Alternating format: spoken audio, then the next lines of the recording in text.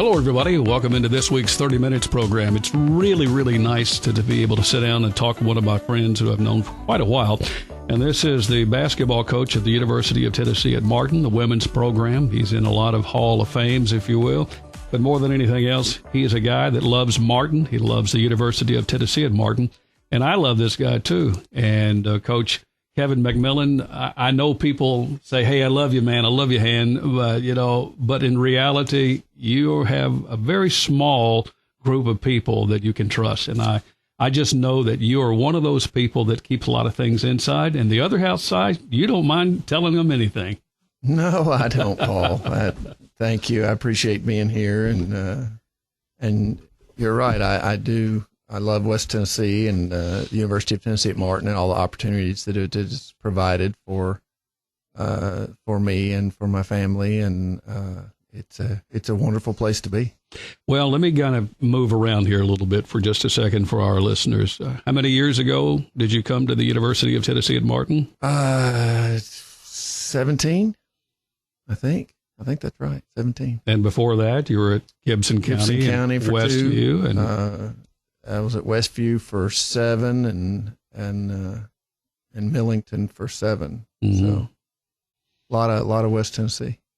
Have you ever been out of West Tennessee, so to speak, with an idea, say, I'm going to go and coach in Oklahoma, or, hey, I've been offered so-and-so. Do you get those kinds of things? Have I been offered? Yes. Have I wanted to do it? I hadn't really, a long time ago, I don't remember who gave me the advice, but somebody said, treat every job as if it's your last.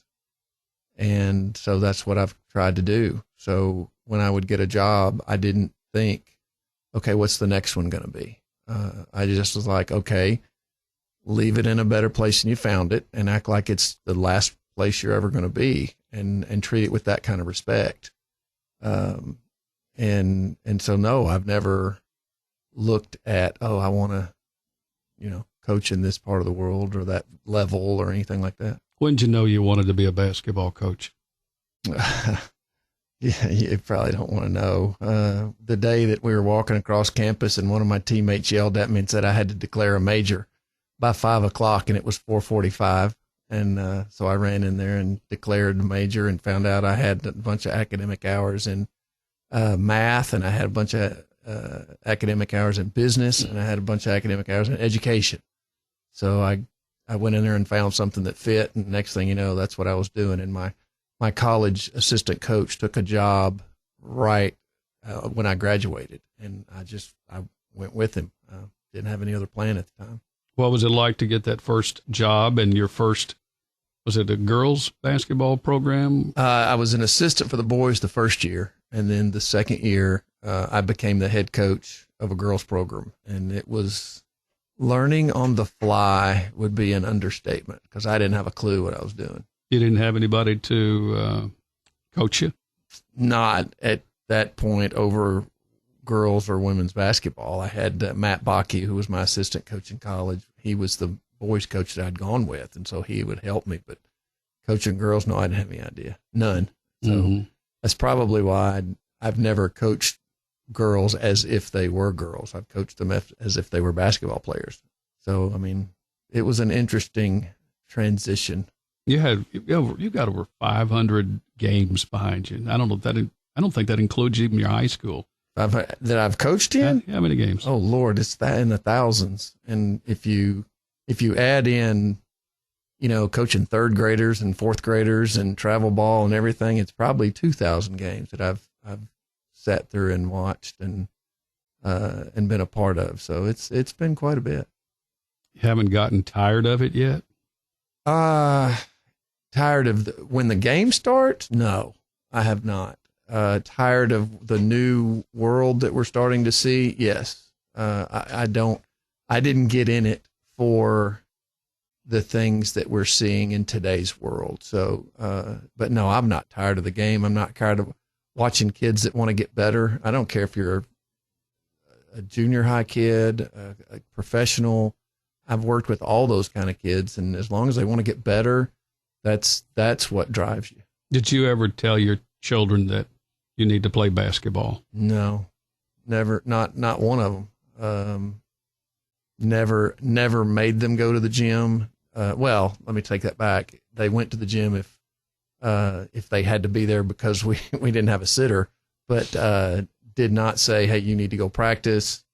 Didn't say you need to do this. The only time I've ever gone with them is if one of them said, hey, will you go with me to the gym? And then it was absolutely, I'll do whatever. Mm-hmm. But I figured that they were around it enough as it was, and I did not want their lives to be attached to basketball. You told me that you're getting to be closer to a new decade, 60 years age, and your life is just now beginning, they say, because some of the best basketball coaches have gotten better in their 50s as opposed to in their 40s and 30s. And I don't know if that's accurate or not, but you've learned a whole lot of things through all of those games, and you've got a lot of stuff to share with. Well, you probably learn, Paul, and I don't know if this is every field, but the more that I'm in it, the more I know that I don't know, the more that I realize that I don't understand about the game. But then the flip of that is you also don't worry as much.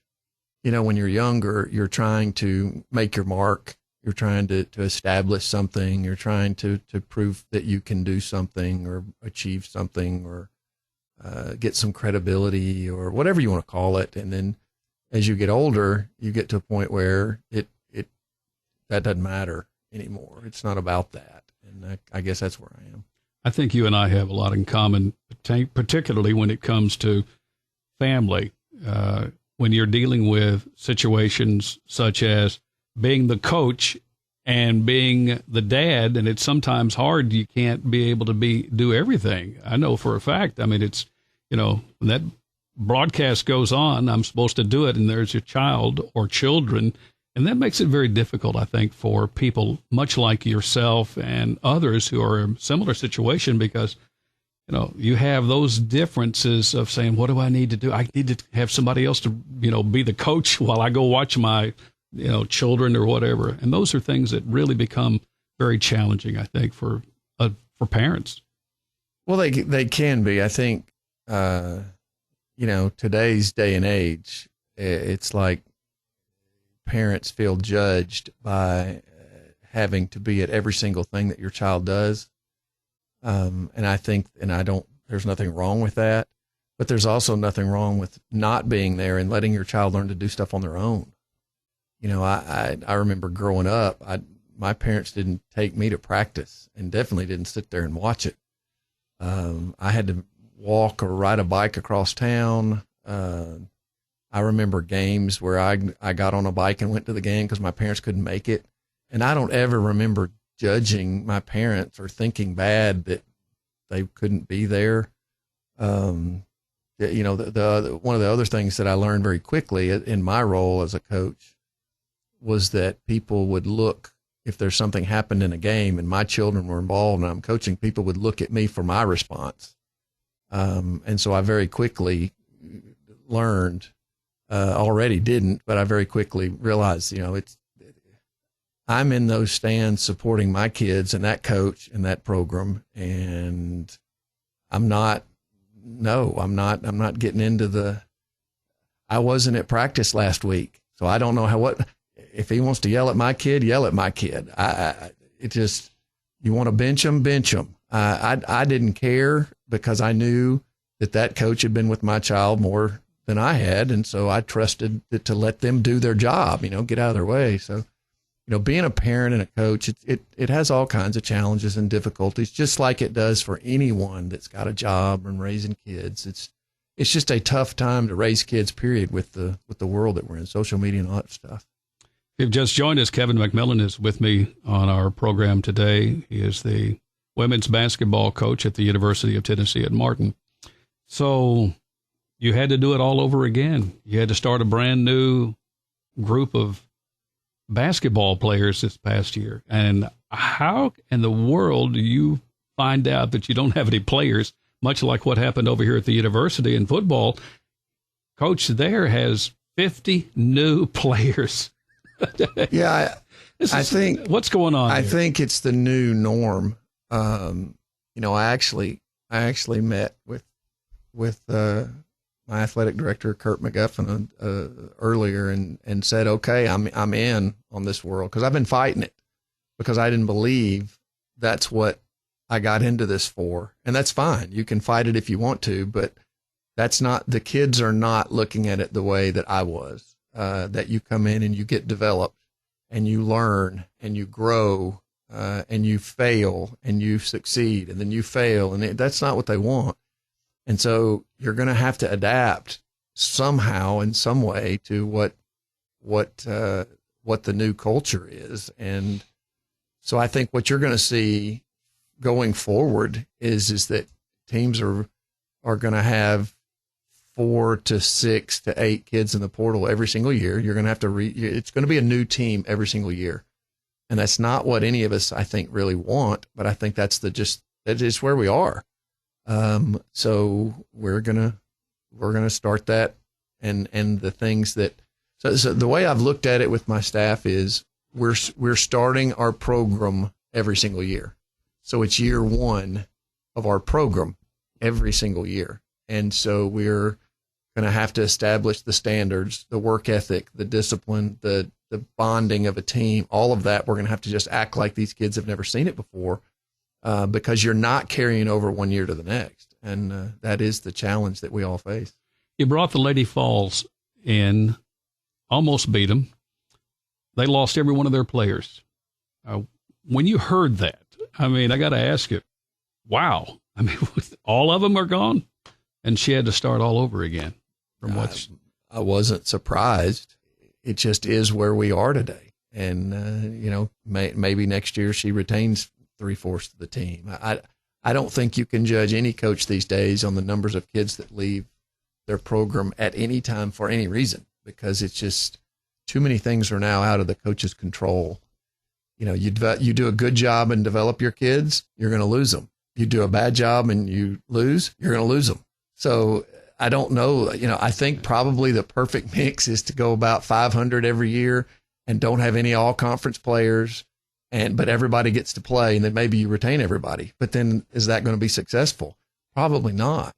So you're going to have to make some changes. So it's just a new world. And I am glad I'm on the ending of it rather than the beginning, because I don't know. I can't imagine what it's going to be like in 10 years or 15 years. I don't even know if I'm going to recognize college athletics. How's the gymnasium coming along? A lot of changes taking place. Make it look a lot better from the outside, and had some work had to be done. Kurt's got a lot of things going on that are really, really good for UTM, West Tennessee. The Elam Center's getting much needed work because it's an old building. We got a new floor this last year, which was phenomenal. We need to get a fresh coat of paint going, and we need to do some stuff with the soundboards, and we've got some. We need to do a scoreboard renovation, and I think all that stuff's in the works for the next few years. But facility wise at UT Martin, we're in a really good place. How's your voice now? I don't think it's back to normal, but it's about as close as it could be. It is to the point where I'll notice that the weather change will damage it. Not damage it. The weather change will affect it. Drainage from the pollen will affect it. A long day of talking to recruits will affect it. But I'm also very aware of that I can rest it and get it back, and I'm aware of being careful. So it's very, very nice to have your voice back and not be that gravelly sound that I was listening to. Folks, I will share this with you. Coach and I both have the same doctor. I had a similar situation with my vocal cords, and say whatever you want to say, but you can laugh about it because you can't talk, but in reality, that's your moneymaker. Sure. Yeah, it was. That's my moneymaker. It was, had a procedure done about a year ago. And you worried about it because is this going to be okay? Yeah. Because your doctor doesn't guarantee you it's going to be okay. So you are a little nervous, but luckily, I'm not stupid like I was when I was young and push everything. If doctor said you're going to be back an injury, you're going to be out for 8 weeks. I was out for 4. So, but with this one, I was very careful and I did exactly what she said, and it has pretty much followed like she said it would. Kevin McMillan is on the radio with us here today. We're talking about a lot of things because we're friends and we can have conversations. Tell me about your daddy. Tell me what part of your dad is with you. Oh, that's a great question. I don't know if anybody's ever asked me what part of my dad is with me. And he was an attorney, is that correct? He was an attorney, and he was very, very good. In Arkansas. In Arkansas. And he chose to be in a small town and stay in a small town. Like you? I've done the same thing. He was, I guess, knowing my dad and some of the stories especially the stories that I hear told about him, which he wouldn't tell us much about, but he was one, and most of the people that I work with will probably say this is him. If you closed a door, he would open a window. If you close one window, he'd open a different one. If you close that, he'd knock a hole in the wall. He's going to figure out what he has to figure out to get done what he needs to do for whatever he's working on. Is that you? I think that's what people have said about me, is that I don't take no for an answer as long as yes is possible. Now, the thing about him and the thing that I've learned about me is that a lot of times that's unconventional. We don't do it that way. Well, doesn't matter to me how we've done it. The question is, can we do stuff? Is it going to benefit our university? Is it going to benefit our student athletes? Is it going to benefit our basketball program? And if it is, why can't we do it that way? And I've pushed enough to get a lot of stuff done to help our basketball program. But it is unconventional. And I think he was that way with a lot of stuff, the stories that I hear about his law practice. What about your mom? Mom is a communications professor, and I'm not a communicator like she is. Not at all. But from her side of the family, that was the outdoors people that were kind of the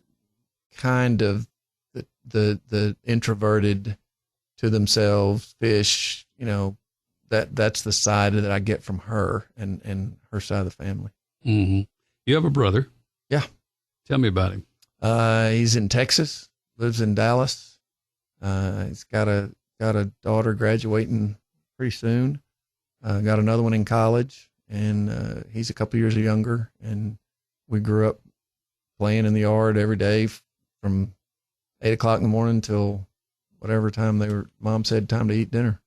I don't think I've ever heard you talk about this subject. Do you have any political thoughts such as, I think I'd like to be a state representative, or no, maybe I need to go into politics, or maybe I should, because I know a lot of things talking about you now. Do you ever want to be somewhere into that position in Arkansas? Would I? Yes. I don't think I would ever get elected wherever I ran. Because you tell the truth. Because I'm going to shoot you straight. I'm going to tell you the truth. I don't believe that anyone has the truth. I don't believe anybody has got the whole truth. I think everybody's got a piece of it. And I don't believe that the left is correct. I don't believe the right is correct. I think the moderates in this world have gotten just overshadowed by the loud noise that you hear from the extremes. And so I don't think I would say, I wouldn't defend myself on a campaign. I wouldn't argue it. I wouldn't do it on social media. I don't think I would get elected. And I think it's disappointing right now because I think that most people are moderates, and you don't see or hear from that like you did. It's like whoever's got the loudest voice is the one. And I don't think those are the people I don't think that's the average American these days. But it's the world that we live in now. And so, no, I don't think I could ever hold a political office. I wouldn't make it through a primary. I won't ask you what party, but you seem like you're an independent. Now, tell me if I'm wrong by asking that question, but, I've never heard you really talk about politics. No, I don't. I don't hide from it, but I also don't advertise it. If I'm a moderate. Independent's fine. A moderate is fine. I'm probably a left-leaning moderate. And a lot of my friends, what I've learned about my friend circle is we're all moderates, and some lean right and some lean left. I probably lean left as a moderate, and I hope and pray that we can get this new age social media world that has gripped us. I hope we can survive this as a country, and we can focus on things that I feel are important. But I mean, nobody cares what I think. But let's take care of each other. Mm-hmm. Let's look after people. Let's put others before ourselves. And it's just that doesn't seem to be a popular opinion these days. And to me, that's sad. But again, that's because it's my opinion. You and I have been together for a long time. And I know, and I say this very humbly in your manner, that I've never heard you be ugly when it comes to religion. I know you pray. I also know that you are there for your players. I know you've helped them. I'm not trying to get too deep here, but as deep as you want to. Well, I think the question is that relationship with Christ in a basketball game? Well, I learned a long time ago when I was playing in college. My roommate on a road trip was Jewish, and before a game, we would say the Lord's Prayer, and I remember holding his hand, and I could feel he wasn't saying anything, and I remember feeling to myself or saying to myself, how must he feel in that moment where 13 of his teammates are doing something, he's not doing it. It's like we put him on the outside, and I didn't think that was right. And so that's one thing that stuck with me my whole life. And I've gotten to, the closest friends I have in this world are Catholics, they're Mormons, they're Methodists, they're atheists, there's agnostics, and I just hope and pray that we all are following what the New Testament is telling us to do. And to me, it's that we love our neighbor. And you really think about that, Paul? Love your neighbor as yourself. Think about how many things that we give ourselves a pass on every day. Every thought we give ourselves a pass on, every little thing, something we say in the car, da-da-da-da-da-da. And do we do the same thing for our neighbors? Probably not. Probably not. Somebody cuts you off for a parking space. And, what if that was somebody that was rushing there because they had to go get medicine and take to their sick grandmother, and you're cussing under your breath because you wanted to get that spot? It's just little things like that. So religion for me, it's always been a very personal thing for everybody. And I don't view it as I'm supposed to push my view on anyone else, and that I'm supposed to love my neighbor as myself, which I know I'm not great at. I know none of us are, but to me, that's the commandment, that one, and love the Lord with all your heart, mind, and soul. Those two are the things we're supposed to follow. And after that, a lot of the details that I hear people get hung up on, I can't find some of those in the Bible. And so I kind of go, we're having this long discussion and argument about something that I can't even find. So if I can't find it in the Bible, I think I was always taught, well, you refer back to the big ones. Well, love your neighbor. Okay, well then I love the guy. I don't care about any of the other stuff. So that's kind of where I fall, and I don't know why you would define that. Well, let me just smile when I say this. Referees. Yeah. That's a great one. Go ahead. If you look at referees and you really analyze what they do, they are right 90 to 95+% of the time. They are right. The problem is that when they're wrong, it's usually elevated for whatever reason. Either it's the time of the game, it was that something happened that was very obvious that they didn't have a good view at, something like that. And where I'm with officials these days, it's very simple. I don't typically try to argue with them. I try to let them do their jobs. What I don't like is when none of them will ever say that they did anything wrong. Because when I'm talking to an official during the game, I'm like, look, I've butchered that, just what I did a minute ago. I shouldn't have said that. I should, but I don't. The old guys would. The old gals would. But the new officials, they're never wrong. And I'm kind of like, wow, I wish I was that good. But yeah, sometimes we have to, remember that love your neighbor. Your neighbor could be an official. So you grew up with what? Methodist? Presbyterian. Baptist, Presbyterian. My dad was a Presbyterian minister growing up, and then he switched when I was to a lawyer when I was about 6. Mm-hmm. Baptized from that church, your dad? Baptist? No, whichever church. When were you baptized? Oh, Presbyterian is when you're born. Mm-hmm. So there are so many things that you have talked about with me and a lot of your colleagues. You have a very closed, not very close, but you have a close group of people that have kind of held you in check. Would that be a fair assessment? Yeah, keep going. When you have people nearby that can pat on your back and say, hey, I think we ought to go this way as opposed to that way. Now I'm just using that hypothetically, but isn't it great to be having somebody that you can pick up the phone at 2:00 in the morning and they'll answer? Well, what I've learned to cherish, value, honor is the people that are willing to tell you things that you don't want to hear, and they still care about you anyway. They will say, hey, I think you really messed this up. But that has no standing whatsoever on their relationship with you. There's no judgment in it.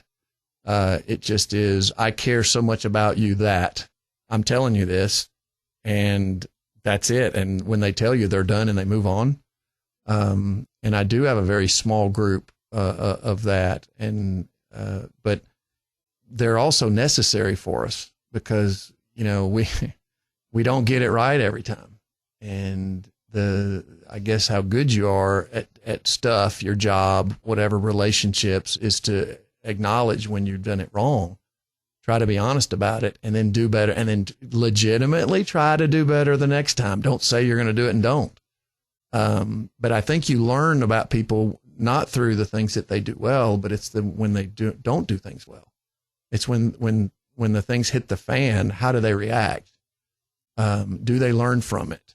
Are they supportive of? And that's just it's a treasure when you find people in your life that don't have the judgment. They're willing to tell you things that you may not want to hear, but yet they're going to support you no matter what. I would say to anybody, when you find those people, don't let them go. Don't let them go, because they're very, very rare, especially when you're talking about really being genuine and authentic. You've been listening to 30 Minutes, a community affairs program on Thunderbolt Radio. You can listen to this broadcast and others anytime by visiting thunderboltradio.com and following the Thunderbolt Radio and Digital YouTube page. Thanks for listening.